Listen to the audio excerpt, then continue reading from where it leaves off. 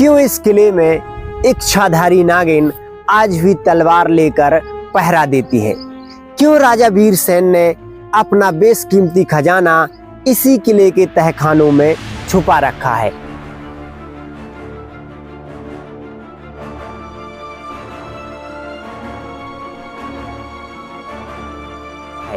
क्या है राजकुमारी भानुमति और राजा वीरसेन की कहानी? क्यों 400 वर्ष से राजकुमारी भानुमति की आत्मा इच्छाधारी नागिन बनकर यहाँ पर तलवार लेकर पहरा देती है? आखिरकार वो कौन से दुश्मन हैं जिनसे बदला लेने के लिए वह इच्छाधारी नागिन आज भी यहाँ पर इस किले की दीवारों पर पहरा देती है, आज भी जीवित है?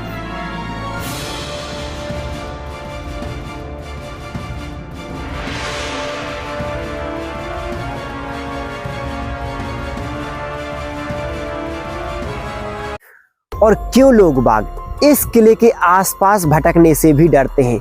इतना ही नहीं, जिन लोगों ने इस किले को जीता वो भी इस किले में पैर नहीं रख पाए। देख सकते हो किस तरह से ये झाड़ियां यहाँ पर लगी हुई हैं, और अगर कोई इन झाड़ियों को पार करके इस किले तक जाना चाहे तो इच्छाधारी नागिन उसे डस लेती है, लेकिन किले के नजदीक नहीं जाने देती। रात में यहाँ पर आत्माओं का साया रहता है तो दिन में इच्छाधारी नागिन का पहरा देता है। क्या कुछ कहानी है वो हम बारी बारी से जानेंगे। तो नमस्कार दोस्तों, स्वागत है आपका डीएस राधे सफर के एक और ऐतिहासिक सफर में। आज के सफर में हम आपको लेकर के आए हैं मध्य प्रदेश के सबसे रहस्यमय किले के पास, जिसे इच्छाधारी नागिन का किला कहा जाता है। बताया जाता है कि 400 वर्ष से राजकुमारी भानुमति इच्छाधारी नागिन बनकर इस किले की रखवाली कर रही है, और आज भी इस किले के आसपास कोई भटकने की कोशिश नहीं करता है। क्या कुछ कहानी है, हम इसको बड़ी बारीकी से जानते हैं, क्योंकि ये कहानी बिल्कुल सत्य है और लगभग आपने भी अपने बूढ़े बुजुर्गों द्वारा इस कहानी का जिक्र जरूर सुना होगा। आ जाइए हम इस कहानी को बारीकी से समझने की कोशिश करते हैं। दोस्तों, हम बात कर रहे हैं लगभग 400 वर्ष पूर्व की, जबकि यहाँ के जो राजा हुआ करते थे जिनका नाम था वीरसेन, जो कि एक बहुत ही महाबली और सुंदर थे। उनका जो साम्राज्य था यहाँ पर दूर दूर तक फैला हुआ था, धन की उनके पास कोई कमी नहीं थी। एक दिन की बात है, राजा वीरसेन शिकार खेलने के लिए जंगल में जाते हैं, और जब राजा वीरसेन शिकार खेलने के लिए जंगल में काफी दूर निकल जाते हैं तो उन्हें एक बहुत ही सुंदर युवती दिखाई देती है, जिस युवती को देखकर राजा वीरसेन एकदम उसकी तरफ आकर्षित हो जाते हैं, उसके दीवाने हो जाते हैं, और उन्हें सारी दुनिया एकदम से बेकार लगने लगती है। वो उसका पीछा करते करते लगभग कई घंटे चलते रहते हैं, और वो पहुंच जाते हैं नागलोक में, क्योंकि वह युवती कोई और नहीं, वह एक इच्छाधारी नागिन थी। राजा वीरसेन को इतना भी होश नहीं रहता है कि आखिरकार वो कब पृथ्वी लोक से नागलोक पर पहुंच गए। धीरे धीरे जब राजा वीरसेन ने देखा कि ये तो नागलोक में आ चुके हैं, तब भी उन्हें अपने आप पर किसी भी प्रकार का कोई बोध नहीं था।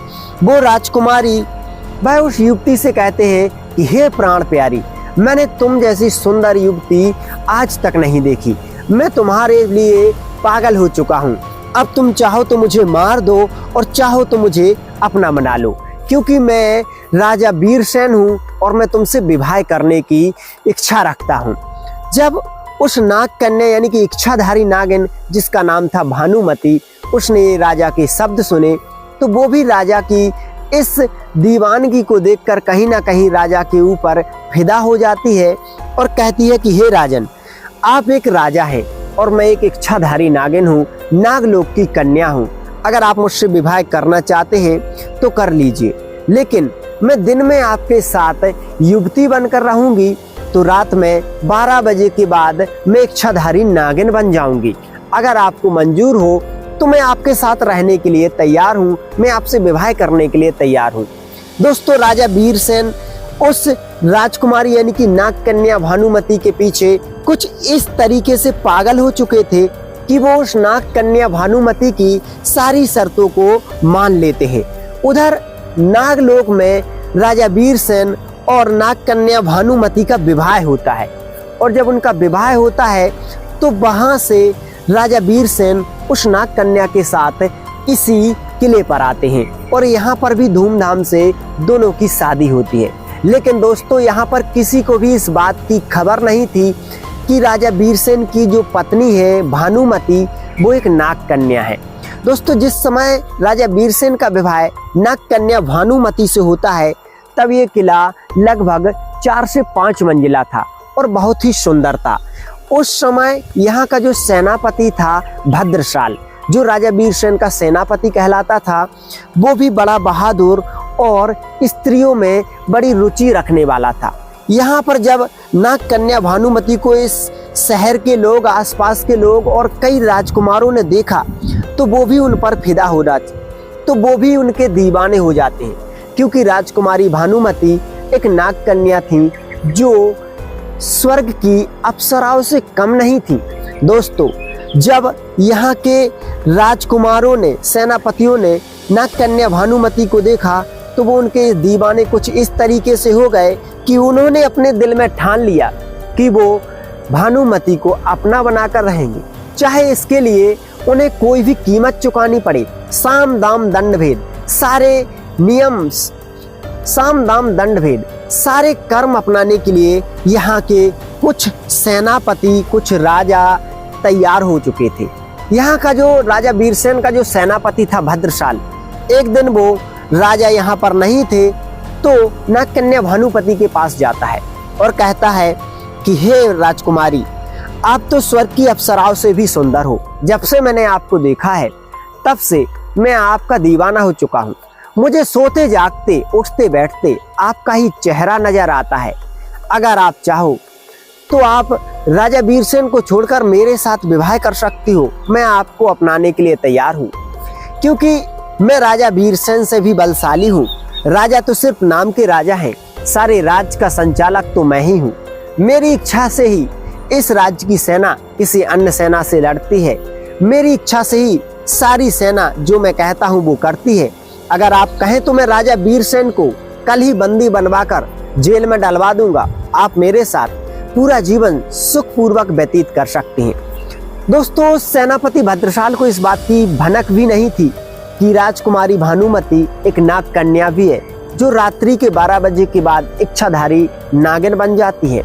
इसलिए भानुमति उस वक्त तो उस सेनापति भद्रशाल को बुरी तरीके से फटकार लगा देती है और कह देती है कि वो ऐसी स्त्री नहीं है। दोस्तों, उस समय राजकुमारी भानुमति ने कुछ शब्द कहे थे। उन्होंने कहा था कि वह पुरुष किसी का भी नहीं हो सकता जो अनेक स्त्री पुरुषों में रुचि रखता हो, क्योंकि ये 3 लोग किसी के नहीं होते। एक, जो पूर्व का बैरी हो, दूसरा जो धन का लालची हो, और तीसरा जो अनेक स्त्री पुरुषों में रुचि रखता हो। तो जब उस सेनापति भद्रशाल ने नागकन्या भानुमति के शब्द सुने तो वो उन शब्दों को सुनते ही समझ गया कि राजकुमारी भानुमति उसे कभी भी अपनाएगी नहीं। तब उसके उस मक्कार दिमाग में एक नई योजना आई। उसने सोचा कि क्यों ना किसी अन्य राजा के साथ मिलकर राजा वीरसेन को मरवा दूं, उसके बाद राजकुमारी भानुमति मेरी हो जाएगी।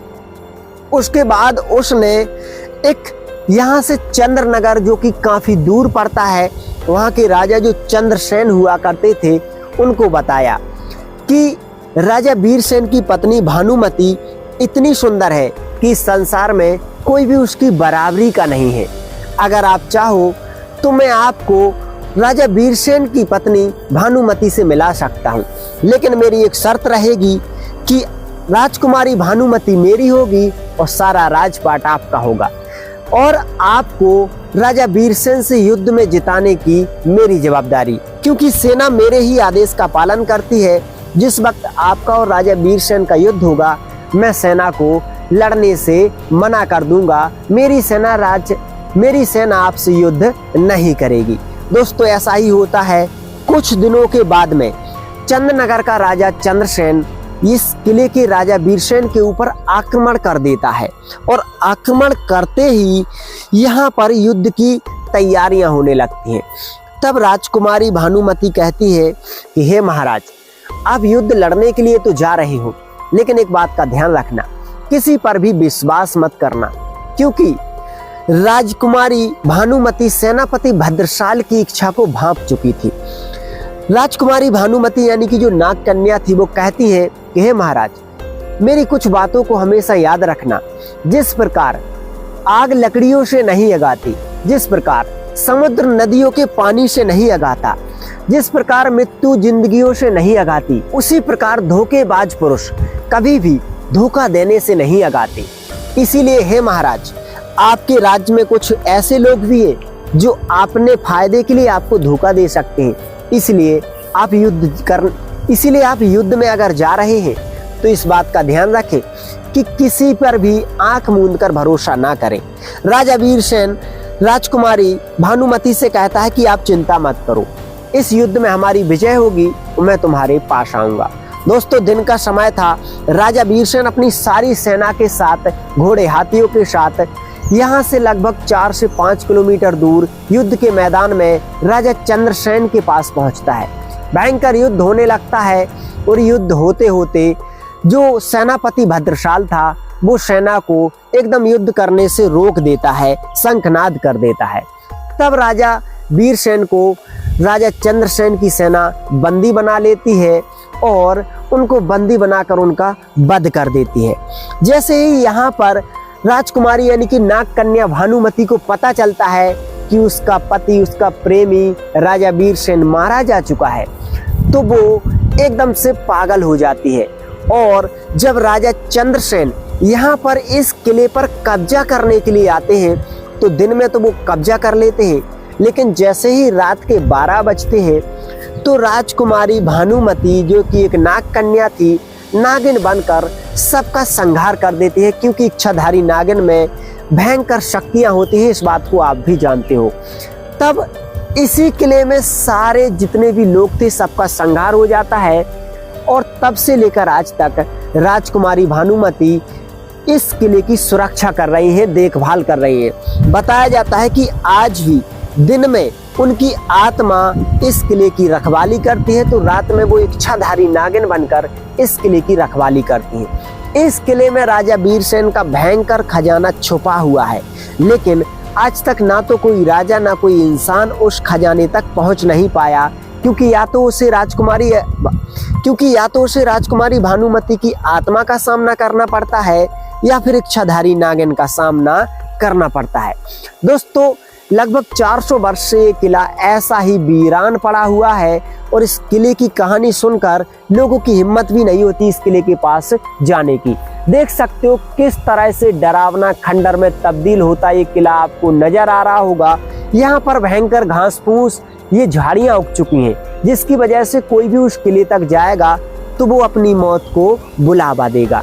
इसीलिए कोई भी इस किले के पास नहीं जाता और आज भी इस किले में राजा महाराजाओं का बेशकीमती खजाना रखा हुआ है। लेकिन साथ ही राजकुमारी नाग कन्या भानुमति की कहानी भी इस किले से जुड़ी हुई है। बताया जाता है कि उनका जो प्रेम था वो एकदम सच्चा था और आज भी राजकुमारी भानुमति की आत्मा राजा वीरसेन का इंतजार कर रही है कि कब उनका प्रेमी आएगा। क्योंकि दोस्तों, आपने सुना होगा कि जो इच्छाधारी नागिन होती है वो अपने प्रेम को पाने के लिए किसी भी हद तक जा सकती हैं। दोस्तों, ये जो कहानी है बिल्कुल सच है। आज हमने इस कहानी की सच्चाई को जानने के लिए लगभग काफी दूरी तय की, तब जाकर हम इस रहस्य को जान पाए। दोस्तों, अगर हम इस किले के पास जाना भी चाहें तो देख सकते हो किस प्रकार की घास फूस यहाँ पर बनी हुई है। साथ ही आप इसकी बनावट को देखोगे तो सारी हाथी की सूंड से इसकी बनावट की गई है, यानी कि हाथी की सूंड की पत्थर पर व्हाइट स्टोन पर बहुत सुंदर नक्काशी, सुंदर सुंदर मेहराव और लगभग 3 मंजिला से 4 मंजिला आज भी हमें दिखाई दे रहा है। सैनिकों के खड़े होने के लिए स्थान भी दिखाई दे रहे हैं और बहुत बड़ी दीवार इसके चारों तरफ, एक लगभग 25 से 30 एकड़ में एक दीवार भी बनाई गई है। कई बुर्ज भी बनाए गए हैं। लेकिन दोस्तों, इस किले के पास जाना बहुत ही मुश्किल है। कोई भी इस किले के नज़दीक नहीं जा सकता। इसी तरह से जंगलों से ये घिरा हुआ है। बस यही बात है कि हम आपको इस किले के नज़दीक नहीं ले जा पा रहे, लेकिन हम आपको इस किले की जितनी भी कहानी थी, जो भी सच्चाई थी वो बता सके। आपको ये कहानी कैसी लगी, ये वीडियो कैसा लगा, कमेंट में ज़रूर बताएं। हम फिर से एक और ऐतिहासिक विरासत के साथ, एक सच्ची कहानी के साथ आपसे मिलते हैं। तब तक के लिए अपना ध्यान रखें। जय हिंद, जय भारत।